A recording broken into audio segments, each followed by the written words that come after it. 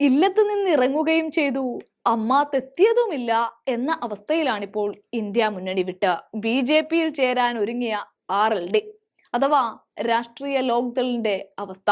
അതിനിടയ്ക്ക് പേമാരി കൂടി പെയ്തു എന്ന് പറയുന്നത് പോലെയാണ് കർഷക സമരം ആളിക്കത്തിയപ്പോൾ BJP RLD-യുടെ സഖ്യം ചേരലിനെ പറ്റി ഒരക്ഷരവും മിണ്ടാതെയായിട്ട് ആഴ്ച 2 സത്യത്തിൽ കർഷക സമരം BJP-യുടെ കണക്കുകൂട്ടലൊക്കെ തെറ്റിച്ചു.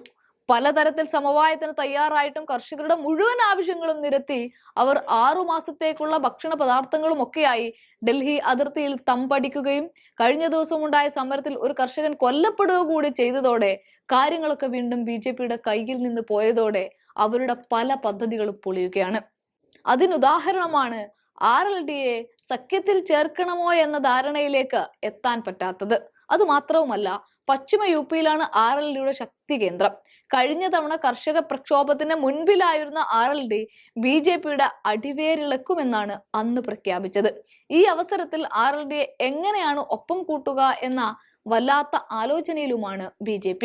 ഇതോടൊപ്പം തന്നെ എടുത്തു പറയേണ്ടുന്ന മറ്റൊരു കാര്യം, മിനിമം താങ്ങുവില അടക്കമുള്ള വിഷയങ്ങളിൽ തീരുമാനമുണ്ടാക്കണമെന്ന് RLD നേതൃത്വം ആവശ്യപ്പെടുകയും ചെയ്തിട്ടുണ്ട്.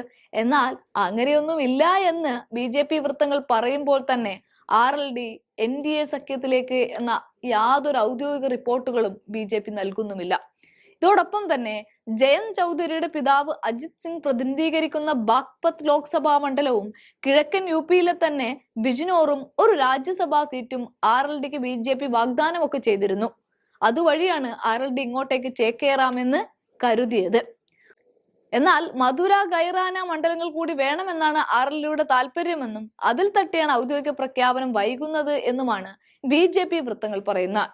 എന്നാൽ അതിനുമപ്പുറം കർഷക സമരം നീളുന്നതാണ് RLD-യെ വിഷമിപ്പിക്കുന്നത് എന്നാണ് മറ്റൊരു വിഭാഗവും പറയുന്നത്. സദാസമയവും ഇന്ത്യ മുന്നണിയിൽ തർക്കം, പാർട്ടികൾ സഖ്യം വിട്ടുപോകുന്നു, നേതാക്കളെല്ലാം BJP-യിലേക്ക് ചേക്കേറി തുടങ്ങി പല കാര്യങ്ങളൊക്കെ പറഞ്ഞു മുന്നണിയും കോൺഗ്രസിനെയും കളിയാക്കുന്ന BJP സത്യത്തിൽ ഈ ഒരൊറ്റ കർഷക സമരത്തിലൂടെ ക്ഷരണ വരക്കുകയാണിപ്പോൾ.